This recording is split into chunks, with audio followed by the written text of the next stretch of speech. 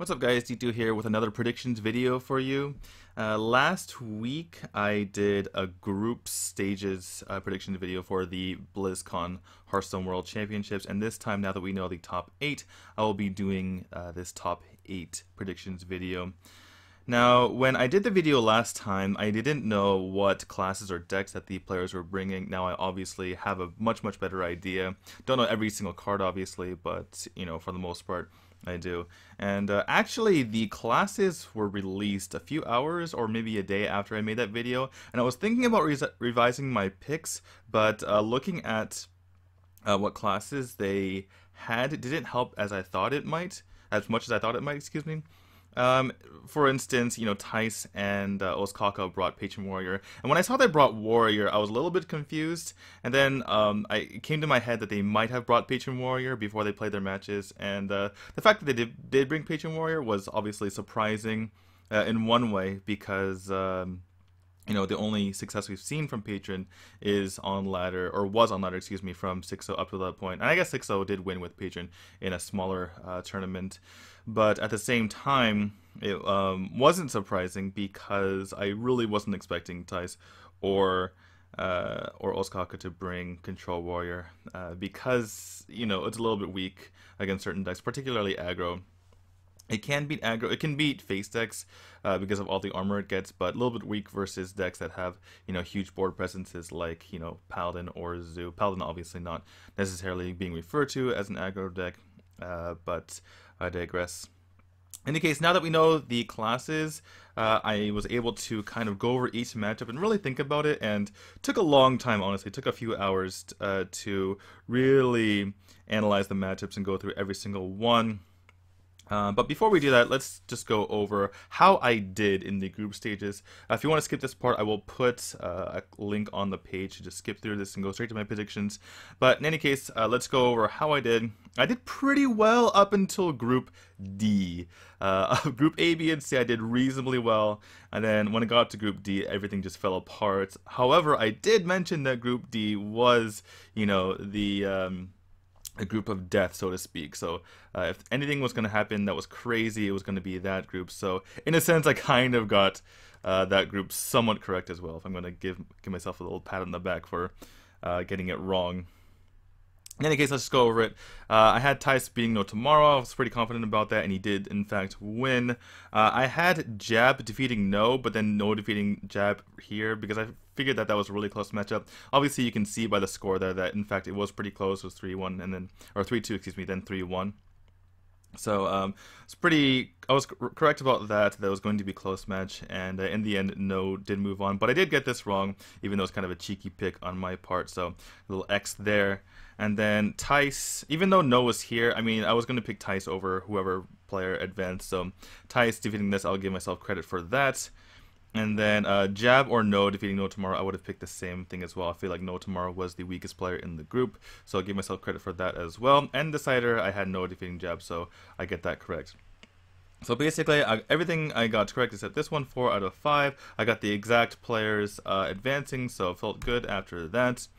Going to Group B, I had Kranich defeating Life Coach, and somewhat confident about that. Not too confident, but not to the point of a coin flip either. And then, so he moves on, I got that correct. Zoro defeating Nice, I got correct. And then here I got this completely wrong. Zoro defeated Kranich. However, I did have Life Coach defeating Nice, and in the end, Kranich defeated Life Coach. I am going to give myself double credit for this, because later on I'm going to get double punished for getting something wrong. So it just ends up working out better that way instead of not counting it. I could have just not counted this, but I'll give myself double credit because I'm getting double punished later on for getting something wrong. So yeah, good. So in this group, I get 4 out of 5 correct there, and I got 1 out of 2 correct as far as who advanced. Now going on to Group C, had Oskaka over Love, was pretty confident about that. He did in fact move on. Had Hot Form over Neilio is where I got that correct.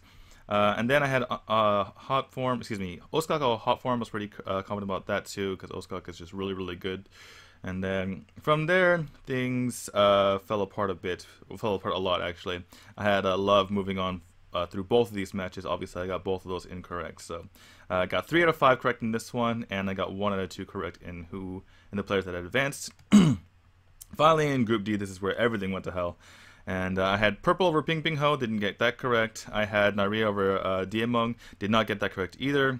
By the way, it is Diemong. If you go to Google Translate and look at listen to the translation there, it is Diemong, not Daiming. Not the way the casters are pronouncing it. And then Ping Ping Ho versus Diemong. I had them in the elimination match and not the winners match, but in that match I did have Diemong defeating Ping Ping Ho, so I will give myself credit for that because that match actually occurred. And then here I took a chance and had Nare defeating Purple in the winners match, and that didn't happen. Purple won that, and then finally Ping Ping Ho defeated Purple. And even though this match didn't actually occur, well, it occurred in the first match.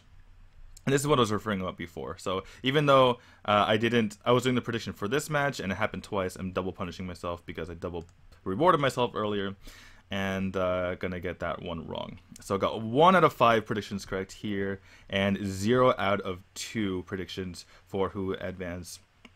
So that means overall I got 12 out of 20 predictions. And going into Group D, obviously they spread out the matches over the course of a few days, but say they did Group D at the end, and going into it I would have been what, 8 out of 15? No, sorry, 11 out of 15, which is obviously much better. And then the people who advanced, I only got 4 out of 8 correct, but again, if it going into Group D, excuse me, it would have been 4 out of 6. So Group D basically just screwed me over there. Not fun, but again, it was that group of death, so don't feel too bad. All right, now we can go on to the final bracket and the actual predictions for this. This is where it gets extremely difficult. Let me just center that. How does it look? Not too good. All right, there we go. Okay, so we have Tice and Kranich going off against each other. Pretty big matchup there. Both players extremely good, obviously. Tice, one of the favorites to win the championship, and Kranich, again, one of the best players in the world. The only player to make it now to the quarterfinals 2 years in a row. Obviously, every single step he makes. He was the only person who made the regional championships 2 years in a row, just to put that in perspective. So every time he makes it somewhere farther, he'll be the only person to do X and X. Obviously, if he gets to the finals or wins, then, you know, the most you can say about that is he got to the semifinals 2 years in a row. In any case, pretty big matchup there. Oh, I didn't realize this, but you can see the records going into that, so that's pretty cool. Obviously, first going in second every single time. And then we have Osaka against Ping Ping Ho, followed by Diemong, excuse me, versus Kno, and then Zoro and Hot Form. Did I call him No earlier? It's just so confusing because they kept calling him No in the championship, in the actual broadcast. In any case, so the interesting thing about this is we have Tice and Osaka in the top side of the bracket, which means that one of Diemong, Kano, Zoro, or Hot Foam will be in the finals. Which a month ago it would have been kind of crazy to think about that, but in any case, I mean, they deserve it. They've gotten this far. So without further ado, let's go over these matchups. Now, Tice versus Kranich. Tice played Patron Warrior, Freeze Mage, and Dragon Priest with Zombie Chalice mixed in, just to make sure that he doesn't die to some early game stuff. And then Kranich had mid-range Hunter, Zoo, Warlock, and Druid. Now, a lot of these matchups are pretty close, and on paper, as far as the skill levels of these players is concerned, this is one of the closer ones as well, I believe. However, I think that Tice, just has the lineup advantage, and I would be pretty surprised if Kranich moves on, just because of the lineups that they brought here. Tice bringing these sort of decks for this exact purpose. Just going over them individually, Patron Warrior going against Mid-Range Hunter is still a really good matchup, still a good matchup against Zoo. Obviously, you have those mid-range. I mean, you don't have the ability to go Warsong Commander into Patron in order to clear the board. which is one of the biggest things that you could do against Zoo. But the fact that it has mid-game minions and it has things like Grom for late-game removal as well, it's not as good, obviously, as using Patron Warrior with Warsong to clear opponent's board and have a huge board that they can't deal with, but it's sometimes pretty similar because you can clear something and you have a big threat on the board at the same time, which is why Grom is really, really good in certain spots. So, overall, I mean, it's still favored for the Patron, I would say. And Patron versus Druid, it's actually more favored right now than it used to be, just because you're able to stall longer with those mid-range minions and get your Patrons onto the board. Warsong Commander actually didn't matter. It was a really dead card, actually, in the matchup against Druid. So having more of those mid-range minions will help out. So as far as, when I look at these matchups, by the way, what I'm looking for is a deck that can't, or will have a hard time winning one match. So I have little like indicators or little circles on them on my my sheet that I've worked out with right here over the ones that might have trouble moving on, and Patron is not one of those decks for Tice. Freeze Mage, it I think is slightly unfavored versus Midrange Hunter because things like Dr. Boom and things like Highmane are really, really difficult to deal with. And if you can get them low, you have that hero power to use every single time, and you can't just freeze the opponent or something like that. As the mage, there's just that direct damage every single time. Freeze Mage is pretty good against Zoo, but not good against Druid. So Freeze Mage is the one class that I've highlighted out of Tice that might have trouble or getting that win and being able to move on. So that's basically Kranich's way to get out or to move on, is to basically pick on the Freeze Mage and get 3 wins with that. And Zoo is capable of being Freeze Mage if you get the right draw. And you have those death rattles to deal with the Doomsayer, and you have huge things like Morganis that really take tempo away from the Freeze Mage. Lastly, the Dragon Priest with things like Chow doesn't really help against the Druid. Obviously, Dragon Priest is pretty good against Druid. It's favored there, but the Chow hurts that matchup because it's not. Druid doesn't care about Chow unless it gets Surveillance chosen, and even then only has 4 attack. Doesn't kill everything in the Druid arsenal. But it does deal pretty well with Zoo. Obviously, Zoo can beat anything if it has the right draw. Things like Power Overwhelming can get through the Twilight Guardians and stuff like that. But overall, the Dragon Priest is favored, and it's favored against the Midrange Hunter as well. So looking at this, the deck that I'm a bit worried about with Tice advancing or being able to get that 1 win is the Freeze Mage, whereas Kranich has 2 decks which are pretty worrisome in that Midrange Hunter and the Zoo being able to pick up a win. Because if they can't win against the Freeze Mage, then they'll have trouble winning against the other 2 classes. And we might see Tice go out to a 2-0 lead and then, kind of struggle with this Freeze Mage, but eventually move on. That's why I've picked Tice to get out of that first round. Alright, now let's go on to Ostkaka versus Ping Ping Ho. This is actually very, very difficult because of the decks that they brought. Let's just go through them one by one again. And by the way, I've gone through these in my head and on paper, but I wasn't able to write everything down, so I might forget things here and there because, again, there was a lot of in-depth thinking that I did going into this. But anyway, Patron Warrior for Ostkaka going against Hybrid Hunter. Actually, Ping Ping Ho brought... actually, I haven't mentioned the decks yet. Sorry, this is kind of all over the place, but hopefully you're staying with me here. Ostkaka brought Patron Warrior, Rogue with Van Cleef, just have as a note there, and Freeze Mage, whereas Ping Ping Ho brought Midrange Hunter. Really, it's basically... I have here Hybrid Hunter, but it's actually Midrange Hunter with 2 Leper Gnomes and 2 Fell Reavers. And he also has Druid and his kind of mid-range Shaman, which includes Doomhammer, Bloodlust, and the Thunderbolt Valiant, which is something to note going against potentially Freeze Mage.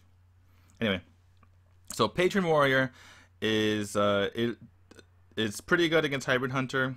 The Fell Reavers help in that matchup, but there is a possibility that Patron can actually mill the Hunter because it has so many cheap cards in the deck if that Fell Reaver comes out. So that is a possibility, and if Patron has the execute for that, then it should be okay.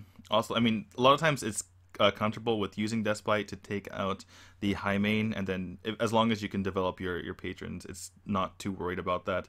So yeah, I think that Patron's not going to have too much trouble with Hunter. As I said earlier, it's favored against Druid nowadays, whereas it used to be 50-50. And against mid-range Shaman, it's hard to tell. Ping Ho, I think he's bringing the Shaman, or at least he brought it to the last tournament, the APAC Championships, to be able to counter Patron. But I'm not sure how much he used it to, or he has it in his deck to counter now. Obviously, Lightning Storm is a big, that's a big deal in this matchup because of the way that they can get rid of patrons. But obviously, there's other things in the deck now. With the mid-range kind of patron with those Shredders and Grom that can kind of win out the game as well. Another thing is Bloodlust, obviously, that can be a huge threat, and Thunderbolt Valiant. Basically, there's a lot of threats in the Shaman, but one of the problems about the Shaman, overall, if you look at the threats in the deck of each deck, then the Shaman actually feels like it's favored, but the biggest issue is that mid-range Shaman can easily just run out of cards, and there's not many card draw mechanics other than the Azure Drake, whereas the Patron is much more consistent with all of the card draw effects. So that kept in mind, I still think Patron's a little bit favored. So overall, this is all to say that Patron's not going to have much trouble moving on, in my opinion. Going on to Rogue. Rogue, the thing with Rogue, it doesn't do the greatest against Druid. It's slightly unfavored. Obviously, a lot of pros like to say that it's favored. And Ostkaka might be able to, kind of wiggle his way into a win with Rogue just by being really good at the deck. And overall, I do feel that Ostkaka is a stronger player than Ping Ho, at least in in-game decision making. Obviously, deck choice is a big deal too, but we already have that on the paper right now. So you might be able to get that win with Druid. It's very, very good against mid-range Shaman. And against the Hybrid Hunter, the thing is, the Fel Reavers actually make a huge deal against the Rogue, because Rogue can't really deal with it very easily. One of the best ways they can deal with it, especially when they're going against something like Mech Mage, is they just sap it, right, and get the tempo. But a lot of the ways that Rogue deals with Hybrid Hunter is they basically deal with the minions from the mid-range Hunter one by one, and then finally they get a couple minions on board and burst them down really quickly. Right, they're kind of playing control most of the game, and with things like Felraver, you really need to have when you play the sap, even if he has sap in hand, he needs to have an immediate way to pressure the opponent right away.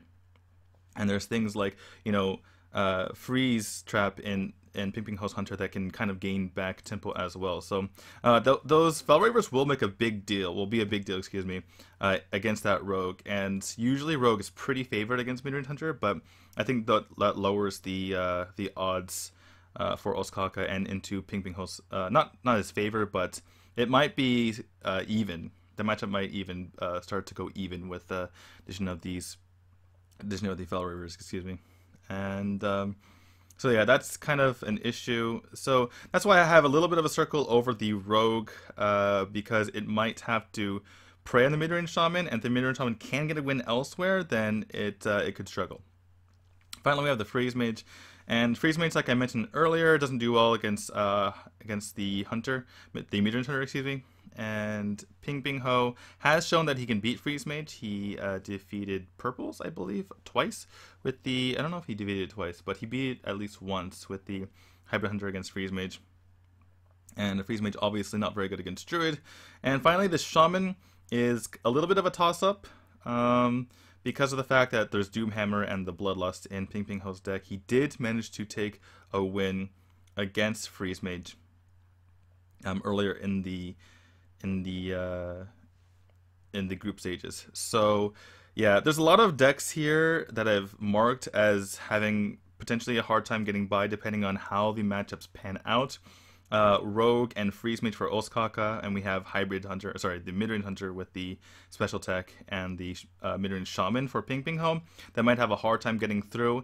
And because it's so variable, and a lot of it comes down to decision making and winning certain matchups that are really close as far as percentage wise. I'm gonna have to go with Ostkaka just because I feel like he's a stronger player and he can just kind of outsmart his opponent in certain matchups and maybe even win matchups that were originally unfavored because he's so good at the game. And there's a lot of decisions we made in these decks. It's not like a crazy Face Hunter that can just be out of hand for one player or the other. We'll actually see those later. So I have Ostkaka moving on. Could be very, very close. Could be 3-2. Could come down to Freeze Mage defeating something in the last game. like Freeze Mage over Shaman in the last game or something like that. So yeah, I have Ostkaka narrowly moving on in that one over here. All right, next we go to Daemon versus Kno. Had a bit of trouble with this one as well. We have Mech Shaman, Face Hunter, and Secret Paladin with lots of Divine Shield and Blood Knight for Daemon, whereas for Kno we have a few standard mid-range decks, that being the Druid, the mid-range Paladin, and the Zoo, which these days is kind of mid-rangey. So, going over this, the Secret Paladin does pretty well against Kno's lineup. Things like Blood Knight could be really huge if Kno plays something like mid-range, or sorry, the Shielded Minibot early on, which is one of the better cards, but turns into obviously a horrible card if you suddenly run into a Blood Knight. And it's obviously really good against Druid. And Zoo, it's pretty even, so Secret Paladin probably won't have a hard time moving on. Face Hunter, on the other hand, it's really, really good against Zoo. Even-ish versus Druid, and even to slightly unfavored potentially versus mid-range Paladin. But overall, the fact that it's even, and then it has one really good matchup, I think Face Hunter might not have a problem either. The big problem is Mech Shaman. He struggled with it against Ping Ping Ho and finally managed to win against Ping Ping Ho's Shaman, but he got a little bit fortunate in that match. Against Nyria, he basically had to roll high on a Crackle in order to win the game, or else he basically lost. There was healing in Nyria's hand that could have just gotten him out of trouble. So his Mech Shaman has basically barely squeaked by. I still think it's not favored against Druid, and mid-range Paladin has the tools to deal with it as well, and Zoo, I think, is decent against the Mech Shaman as well, as long as it doesn't get a really fast start. So I have Zoo and Mech Shaman marked down respectively for the decks that will have a hard time moving on. But in the end, I think the Mech Shaman will pretty much doom Daemon, and it could just go 0-3, and we could see Kno taking a 3-2 victory, getting 2 victories off his other decks, and then finally defeating the Mech Shaman in the end. So yeah, I have Kno moving on. For that reason, the Mech Shaman probably will be Daemon's downfall. Now finally we go to Zoro in hot form. This is the one that I agonize over the most likely. We have Secret Paladin, Druid, and Face Hunter from Zoro, whereas we have Rogue with BGH, Druid, and Tempo Mage for hot form. Now the interesting thing about this is that I have all of Zoro's decks marked as maybe being able to have a hard time moving on, and the only reason why I say that is because all the matchups are pretty close. So Secret Paladin is bad against Rogue. It's good against Druid, and it's even-ish versus Tempo Mage.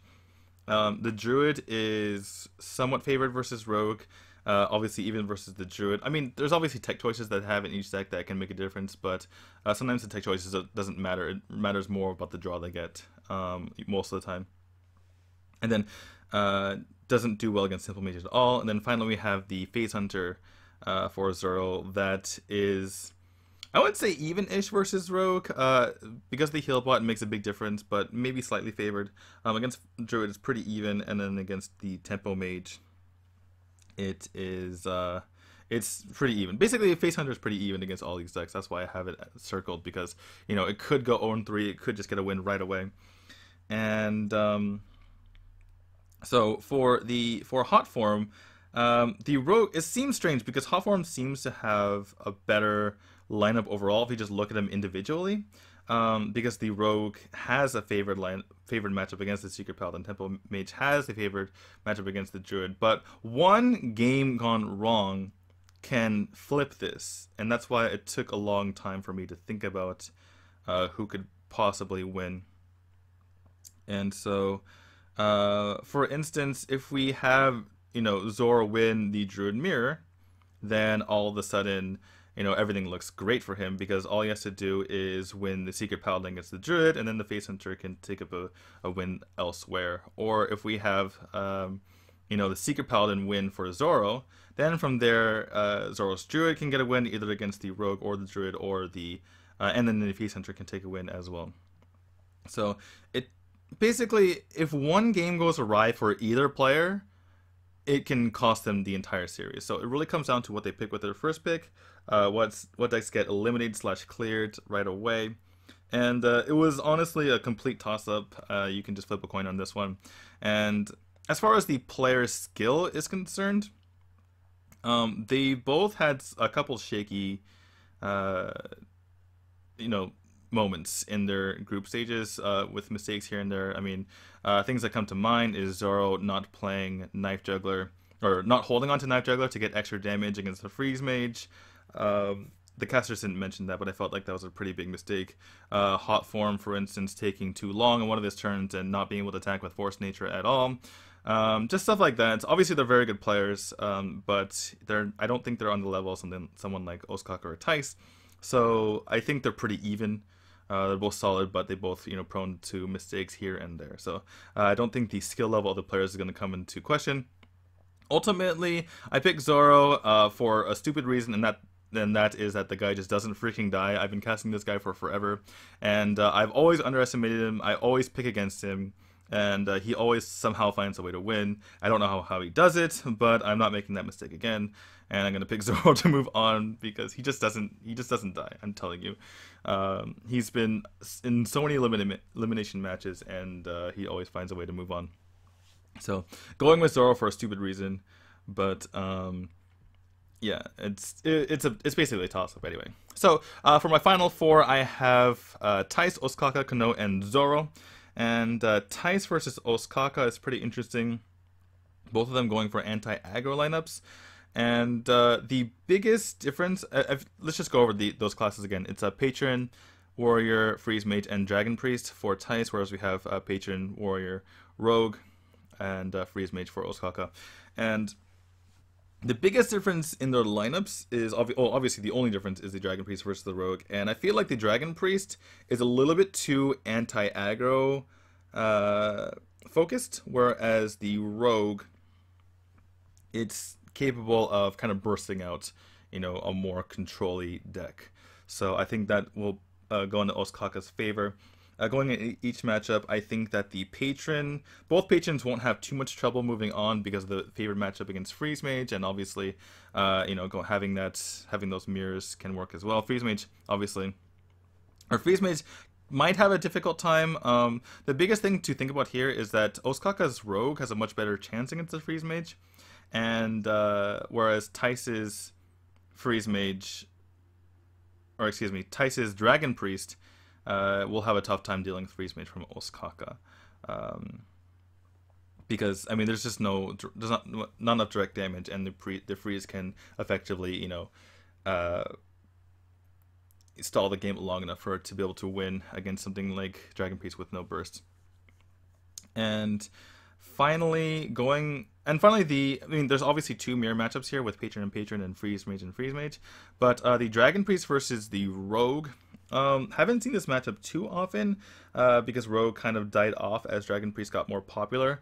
But just theory crafting, I feel like Rogue is a bit favored. Obviously, Dragon Priest is not Control Priest, so you can't just go Rogue versus Priest, and therefore Rogue is favored. Dragon Priest is pretty good against Patron. The one thing to consider with his Patron is it's more mid-range favored, so it's not as hard to pressure, or it's not as easy to pressure the Patron, so it's not as good in that sense either. I guess as long as we're kind of going off on this tangent, the Rogue and Patron matchup is pretty even as well. So, but in any case, Rogue versus Dragon Priest, I feel like it's a little bit Rogue favored just because they both have reasonable mid-range minions to use. The Shadow Word Death, for instance, and the Dragon Priest not going to be too helpful against Rogue, whereas all of Rogue's kind of removal is pretty good. Might see, issues with it getting rid of the more healthy minions like the Twilight Guardian, stuff like that, but overall, if it's a minion versus minion battle and the Rogue has things in its arsenal like that Blade Flurry and other tools to get rid of the stuff from Dragon Priest, also take into consideration things like Sprint for Rogue, whereas for Dragon Priest it has to rely on the Northshire Cleric, which is a little bit less reliable. So overall, I think Rogue has that in its favor. It also has the favor against the other decks. So I feel a little bit uneasy doing this because Tice is obviously a really good player, but if someone's going to take it out, it's going to be someone who's really, really good in Ostkaka, so I'm picking Ostkaka to move on. Just less decks that I have to worry about with him getting that win. So going to pick Ostkaka to move on to the finals. And let's go to the bottom of the bracket where we have Kano versus Zoro. We have Druid, just to review, Druid, Midrange Paladin, and Zoo for Kano, whereas we have Secret Paladin, Druid, and Face Hunter for Zoro. Druid from Kano does poorly, obviously, against Secret Paladin, is obviously even against Druid, and is even-ish against Face Hunter. The mid-range Paladin for Kano is even-ish against Secret Paladin, maybe slightly favored. It's favored versus Druid, and it is even to favored against Face Hunter. And then finally we have the Zoo from Kano, which is even-ish against Secret Paladin, maybe slightly underfavored, or slightly unfavored. Favored against Druid, and heavily unfavored against Face Hunter.